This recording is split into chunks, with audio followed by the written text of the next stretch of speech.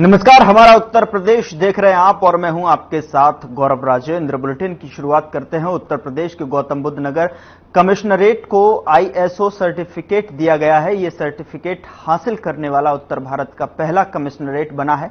ISO certificate इस बात का इशारा करता है कि गौतम बुद्ध नगर जो है कमिश्नरेट की भी यूरोप और अमेरिका की तर्ज पर काम करता है। अंतर्राष्ट्रीय मानकों को पूरा करते हुए ये कमिश्नरेट लोगों की मदद कर रहा है। आईएसओ 9001 और 2015 ने गौतम बुद्ध नगर पुलिस कमिश्नरेट को सर्टिफिकेट सौंप दिया है।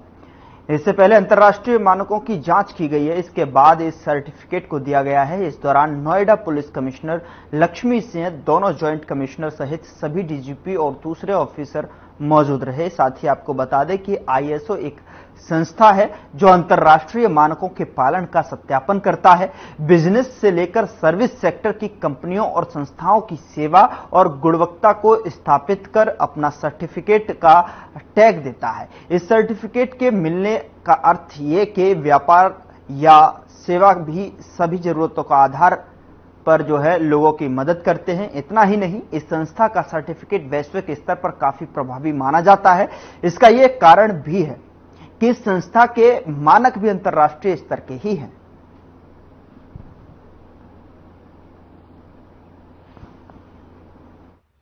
आज हमारे गौतम बुद्ध पुलिस कमिश्नरेट के लिए बहुत अच्छा और ऐतिहासिक दिन है, क्योंकि इसमें हमारी पुलिसिंग से संबंधित जितनी भी सर्विसेज हैं, जिससे सीधा सीधा जनता पर असर पड़ता है, जनता की शिकायतों का निस्तारण होता है, इसलिए इसमें police services, police charter, citizen charter और पब्लिक ग्रीवांस रिड्रेसल, इसके साथ साथ पुलिस ऑफिस के एडमिनिस्ट्रेटिव मैनेजमेंट में जितने भी हमारे प्रोसेसेस हैं, उनके अंतर्राष्ट्रीय मानकों के अनुरूप प्रोटोकॉल्स तय किए गए। प्रोटोकॉल्स तय करने के बाद कर्मचारियों की ट्रेनिंग कराई गई और उन प्रोटोकॉल्स को हम लोगों ने एसओपी के जरिए अपने ऑफिसेस में उसको निर्धारित करवाया है और उसको लागू करवाया है। अंतर्राष्ट्रीय संस्था आईएसओ द्वारा इन प्रोटोकॉल्स की जांच की गई। जांच करने के उपरांत इंटरनेशनल स्टैंडर्ड्स के अनुरूप पुलिस के ऑफिसेस और जन शिकायतों के निस्तारण में अंतर्राष्ट्रीय मानकों के अनुरूप कार्रवाई को पाते हुए आज उनके द्वारा हमें आईएसओ 9001 2015 के चार्टर के अनुरूप एक सर्टिफिकेट इशू किया गया है। अब गौतम बुद्ध नगर पुलिस कमिश्नरेट एक इंटरनेशनल स्टैंडर्डाइज्ड ऑफिस की तरह रन कर रहा है।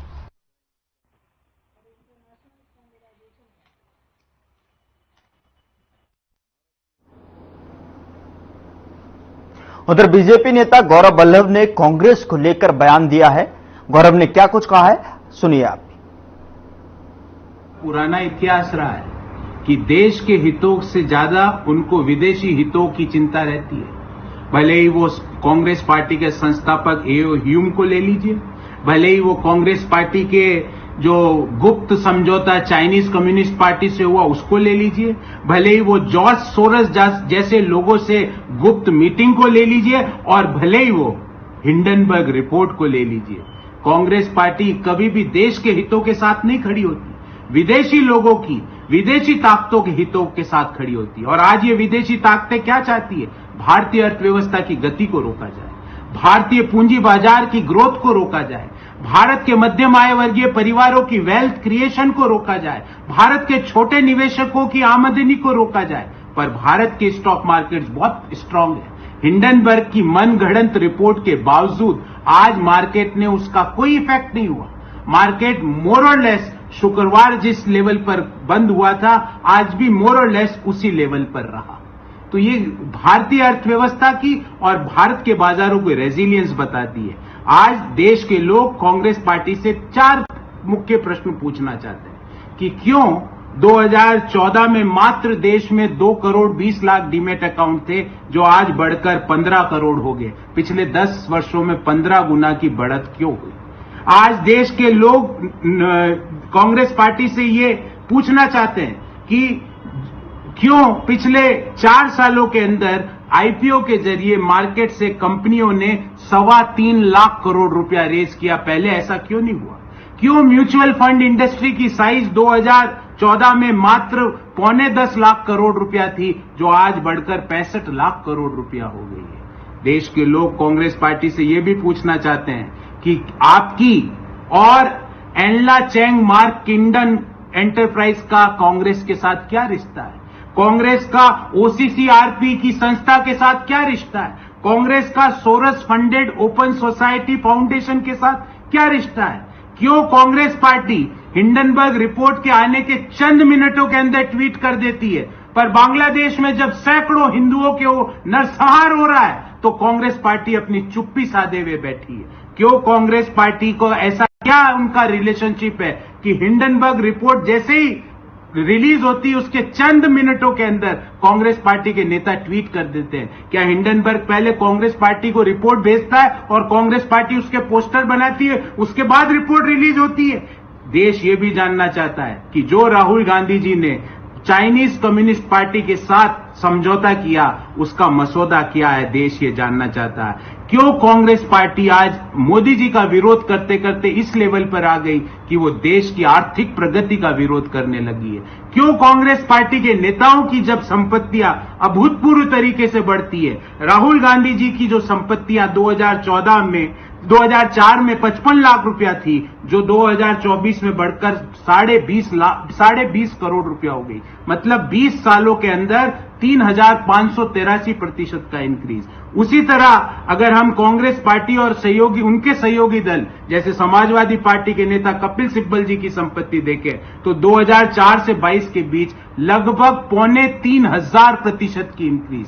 उसी तरह अगर हम अभिषेक मनु सिंघवी जी जो कांग्रेस और आम आदमी पार्टी पता नहीं किस पार्टी के नेता है, वो 2006 से लेकर 24 के बीच 2,311% की वृद्धि हुई। चिदम्बरम साहब जिनकी संपत्ति 2011 में 10.9 करोड़ रुपया तो चल संपत्तियां और अचल संपत्तियां 1 करोड़ की थी, कुल संपत्ति 12 करोड़ की थी, जो 22 में बढ़कर 141 करोड़ रुपए की हो गई। देश के युवाओं को ये फॉर्मूला कांग्रेस पार्टी कब देगी और क्यों भारत की आर्थिक प्रगति, भारत के बाजारों की प्रगति के खिलाफ कांग्रेस पार्टी हिंडनबर्ग के साथ खड़ी है, देश की प्रगति के साथ नहीं खड़ी है? ये रिश्ता हिंडनबर्ग और कांग्रेस का ये रिश्ता क्या कहलाता है? उधर वरिष्ठ बीजेपी नेता रविशंकर प्रसाद ने बीजेपी मुख्यालय दिल्ली में प्रेस कॉन्फ्रेंस की। इस दौरान उन्होंने क्या कुछ कहा, आइए आपको सुनाते हैं। And its closest allies, the Toolkit Gang, have conspired together to usher in economic anarchy and instability in India. देश में आर्थिक अराजकता और आर्थिक अस्थिरता स्वाभाविक है। Hindenburg is again at the same game. ये रिपोर्ट शनिवार को रिलीज होती है, रविवार को हल्ला मचता है ताकि सोमवार को पूरे कैपिटल मार्केट को अस्थिर कर दिया जाए। थोड़ा इसके बैकग्राउंड को समझना जरूरी है। भारत की अर्थव्यवस्था बहुत तेज गति से बढ़ रही है, इस पर चर्चा हम लोग कर चुके हैं। क्या वर्ल्ड बैंक, क्या मूडीज, क्या अदर्स, सबों ने भारत की ग्रोथ रेट को बहुत अप्रिशिएट किया है। भारत में one of the highest global FII, FDI आए हैं। भारत में इंस्टीट्यूशनल इन्वेस्टर भी हैं, छोटे इन्वेस्टर भी हैं, जो अपने इन्वेस्टमेंट के रिटर्न से बहुत खुश हैं। India is a safe, stable and promising market in the shares as well. SEBI का काम क्या है? सेबी को उसकी कानूनी जिम्मेवारी है कि मार्केट ठीक चले। और जो मित्र इसको फॉलो करते हैं, आपको मालूम है कि सेबी एक्ट में सुनवाई का प्रावधान है, निर्णय होता है, उस निर्णय के खिलाफ एक अपील का भी प्रावधान है, जहां जजेस भी बैठते हैं, हाई कोर्ट के चीफ जस्टिस या सुप्रीम कोर्ट रिटायर्ड जज, और उसके खिलाफ एक अपील का प्रावधान सुप्रीम कोर्ट में भी है। तो एक पूरा स्टैट्यूटरी स्ट्रक्चर है कि भारत के कैपिटल मार्केट को किस तरह से मैनेज किया जाए। अब मैं एनआरकी के कुछ उदाहरण आपको देना चाहता हूं। मैंने जानबूझ के जिम्मेवारी से इकोनॉमिक एनआरकी के शब्दों का प्रयोग किया है। पहले हिडनबर्ग की रिपोर्ट आई थी, आपको मालूम है, उसकी डेट आपको मालूम है कि जनवरी में ऑर्डर आया था सुप्रीम कोर्ट का। 24 में 22 इंक्वायरी कंप्लीट हो गई थी, बाद में एक और कंप्लीट हो गई। तो वो एक लीगल प्रोसेस है जो सुप्रीम कोर्ट के आदेश से चला है। अच्छा होता जो राजीव गांधी या कांग्रेस के लोग जेपीसी की बात करते हैं, बड़े वकीलों की फौज है उनके साथ, तो पेश हो जाते हैं उसी में, इंटरवेन करते हैं उसमें, कुछ नहीं किया। उसके बाद हिंडनबर्ग को नोटिस दी जाती है जुलाई में कि आपने जो आरोप लगाया कानून के विरोध में, आप जवाब दीजिए। हिंडनबर्ग ने वो रिपोर्ट बाकायदा वो नोटिस अपने वेबसाइट पर भी दी है, जिसमें उनको नोटिस क्यों भेजी गई है वो भी कारण है।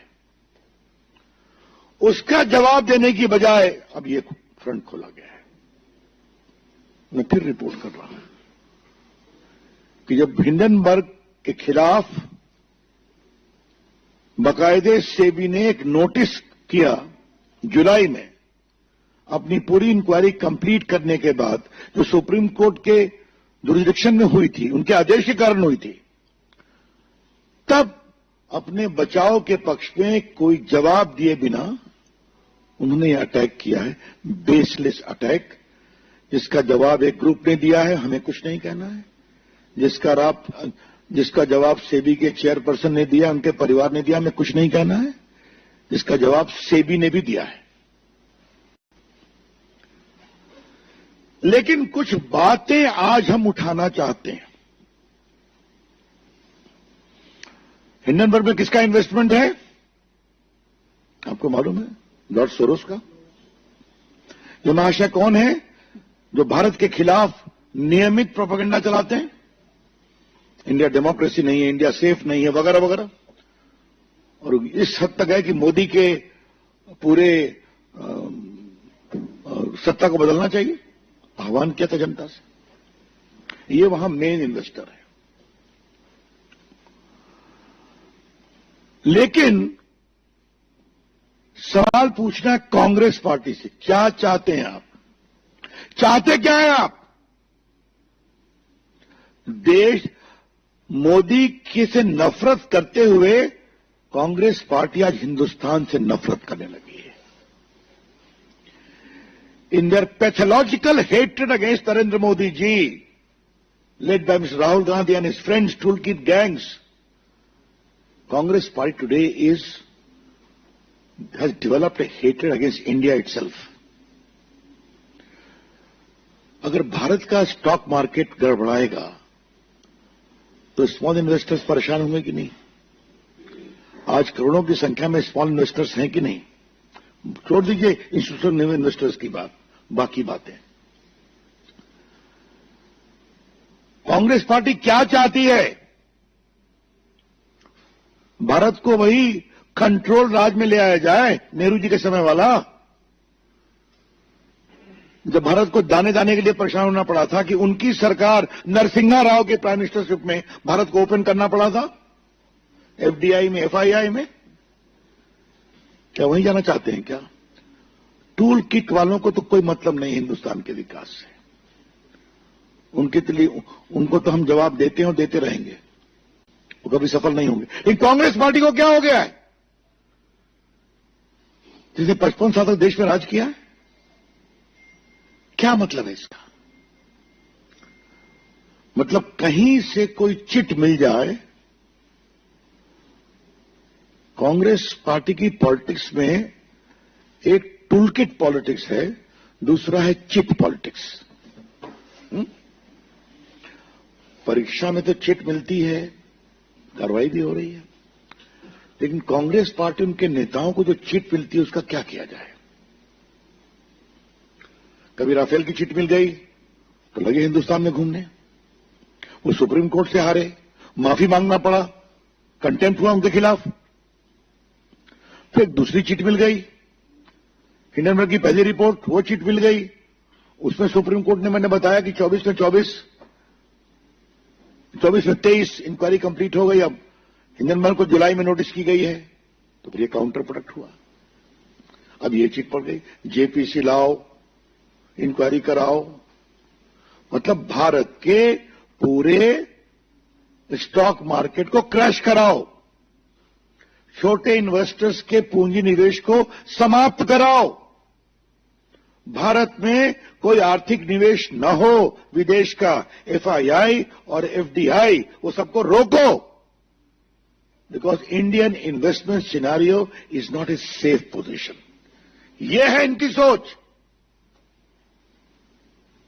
मैं कांग्रेस के पुराने नेताओं से कहूंगा, जिन्होंने भारत को खोलने में काम किया था, इकोनॉमी को, कि कब तक आप खामोश रहेंगे? जब चमन उजड़ जाएगा, लेकिन चमन उजड़ेगा नहीं। मुझे बहुत गर्व है कि आज भी भारत का स्टॉक मार्केट स्टेबल है, आज भी। पिछली बार तो जब ये हुआ तो 2 दिन में रिकवर कर गया, और सुप्रीम कोर्ट की इंक्वायरी आई तो और रिकवर कर गया। लगता है भारत के स्टॉक इन्वेस्टर्स हिंडनबर्ग और कांग्रेस के मिली भगत को समझ गए हैं, इसलिए आज भी कोई गड़बड़ नहीं है। हम भारत के स्मॉल इन्वेस्टर्स को सैल्यूट करना चाहते हैं कि भारत के खिलाफ इस सुनियोजित षड्यंत्र पर वो विश्वास नहीं किए। Salute to them. दूसरी बात हमको कहनी यह है कि जो पूरी टाइमिंग है, ये टाइमिंग का मतलब क्या है? सेशन खत्म हुआ, शनिवार को आया, रविवार को हल्ला शुरू हुआ, और आज मंडे है, तो 2+2 को 4 किया जाए। और इसके पहले जुलाई में हिंडनबर्ग को सेबी की नोटिस जाती है, आप जवाब दो। तो एक शब्द है, लीगल शब्द है, there is too many suspicious circumstances surrounding this. कई संदेहास्पद परिस्थितियां हैं इसके पीछे। जनवरी में सुप्रीम कोर्ट के आदेश, 22 इंक्वायरी कंप्लीट, एक और कंप्लीट हो गई 23। अपनी पूरी रिपोर्ट बनाने के क्रम में इस इंक्वायरी के बाद जो सेबी ने बताया उसमें मुझे कुछ नहीं कहना है, वो सेबी का विषय है। उन्होंने नोटिस दिया हिंडनबर्ग को जुलाई में, आप जवाब दीजिए, तो फिर ये बम फोड़ने की कोशिश की गई, और ये बम तो फुस निकला, लेकिन उसको लॉक लिया कांग्रेस पार्टी में, जेपीसी। भाजपा का आरोप है कांग्रेस पार्टी हिंदुस्तान को आर्थिक रूप से कमजोर करने के षड्यंत्र में शामिल है। BJP wants to say with full sense of responsibility that the present leadership of Congress Party is involved in creating economic anarchy in India based upon these fictitious reports. Congress party के जो 2-3-4 प्रदेश बचे हैं, मैं उनके मुख्यमंत्रियों को कहूंगा कि आपके यहां विदेशी पूंजी निवेश नहीं हो क्या? नहीं है क्या? जिस ग्रुप को लेकर के रोज वो माला जपते हैं, उस ग्रुप के काफी पूंजी निवेश तो उन प्रदेशों में भी हो रहे हैं। तो क्या मामला है, क्यों है ये? मित्रों, भारतीय जनता पार्टी कांग्रेस के इस पूरे षड्यंत्र को देश में बेनकाब करेगी, पूरे देश को बताएगी किस प्रकार से सुनियोजित षड्यंत्र के तहत कांग्रेस पार्टी, इंडिया गठबंधन और हिंडनबर्ग ये साथ मिलकर काम कर रहे हैं। इसीलिए फिर रिपीट करूंगा, जुलाई में नोटिस, सुप्रीम कोर्ट के निर्देश पे इंक्वायरी कंप्लीट, अब आप जवाब दो, फिर ये आ गए मैदान में। और याद करिए, सुप्रीम कोर्ट के सामने लंबे हियरिंग में एक बार भी कांग्रेस पार्टी या टूल किट के लोग इन्वॉल्व नहीं हुए। क्या हमें यह कहना है? और याद करिए, एक बार राहुल गांधी ने कहा मेरा भी फोन कौन सा था संजय, जो पेगासिस। Thank you. पेगासिस, अब सुप्रीम कोर्ट इंक्वायरी चली तो हमें लगा राहुल गांधी कम से कम अपना फोन तो दे देंगे कि उनकी फोन की भी जांच हो जाती। नहीं दिया। अब क्यों नहीं दिया, उस फोन में क्या था, क्या निकलता, कैसे निकलता, छोड़ दीजिए। तो आप खाली आरोप लगाएंगे और भाग जाएंगे और इंक्वायरी आएगी तो उसमें जाएंगे नहीं। ये टोटल है। तो मित्रों, हम देश को आश्वस्त करना चाहते हैं कि भारत नरेंद्र मोदी की अगुवाई में तीसरी इकोनॉमी को बनना है तो बनेगा। मनमोहन सिंह की सरकार ने फ्रेजाइल इकोनॉमी छोड़ा था, 11th या 12th पर थे, 5वीं पर ले आए। भारत में पूंजी निवेश होता था। मैं आज आपको बताऊं, 2012-13 में मैं न्यूयॉर्क में गया था एक एड्रेस करने के लिए, तो पूंजी निवेशक मुझसे मिलने आए। मैं बीजेपी का उसमें मुख्य प्रवक्ता था। क्या हम लोग भारत से अपनी संपत्ति वापस लगा लें क्या? मैंने कहा कि प्लीज हैव पेशेंस। तो ये करना चाहते हैं ये लोग। तो इसलिए हम, और एक अंत में सवाल पूछना है, और ये सवाल बहुत इंपॉर्टेंट है पूछना।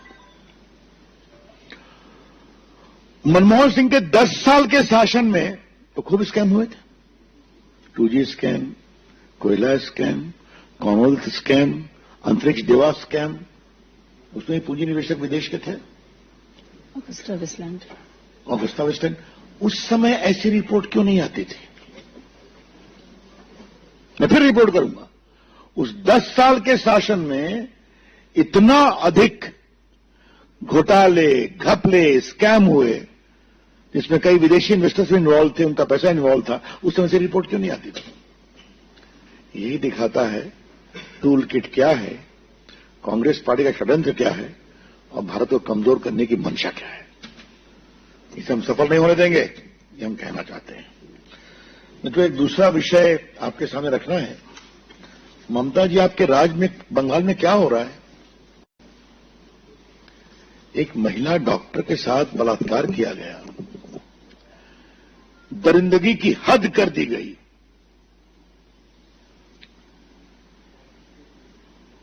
और वहां क्या फेयर इन्वेस्टिगेशन होगा क्या? और मेरे पास सब है कि जो कमेटी बने में साइकियाट्रिस्ट भी हैं। वहां के डॉक्टर कह रहे हैं कि वो रात में आराम करने क्यों गई थी ऊपर में, तो 2 बजे अगर किसी का शिफ्ट खत्म होगा तो जाएंगे नहीं क्या? हमारा आरोप है कि कुछ टीएमसी के समर्थकों को भी डाल दिया गया है उस कमेटी में, और किसी को पकड़ करके खड़ा किया गया है, वो एनजीओ एक्टिविस्ट है। और एक खबर भी चलाई जा रही है, मैंने पढ़ा अखबार में कि उसने 4 शादियां की, 3 डाइवोर्स हो गया, एक। क्या मतलब है? इतने गंभीर, आज देश भर के डॉक्टर आज धरने पर हैं, और वहां तो सारी महिला डॉक्टर, बाकी लोग सड़कों पर हैं। ममता जी, आपकी सरकार में तो विपक्ष को जो होता है हम जानते ही हैं, चुनाव में तो होता है जानते ही हैं। मैं कई बार आपसे बात कर चुका हूं। क्या वहां की डॉक्टर बेटियों के साथ बदसलूकी पर भी ये कहा जाएगा? हा?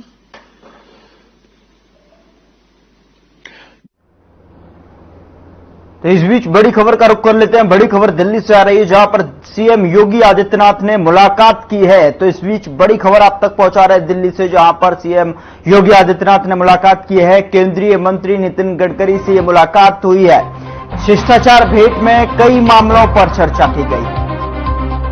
तो इस वक्त की बड़ी खबर आप तक पहुंचा रहे हैं। केंद्रीय मंत्री नितिन गडकरी से मुलाकात की गई है। शिष्टाचार भेंट में कई मामलों पर चर्चा की गई है। तस्वीरें आपके सामने हैं। तो बड़ी खबर आप तक पहुंचा रहे हैं, जहां पर केंद्रीय मंत्री नितिन गडकरी से सीएम योगी आदित्यनाथ ने मुलाकात की है। तो बताया जा रहा है कि शिष्टाचार भेंट, हालांकि कई मामलों पर चर्चा की गई है।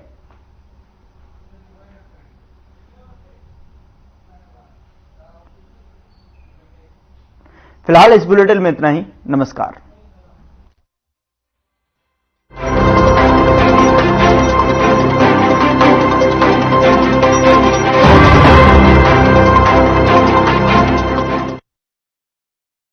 क्या रंग खिला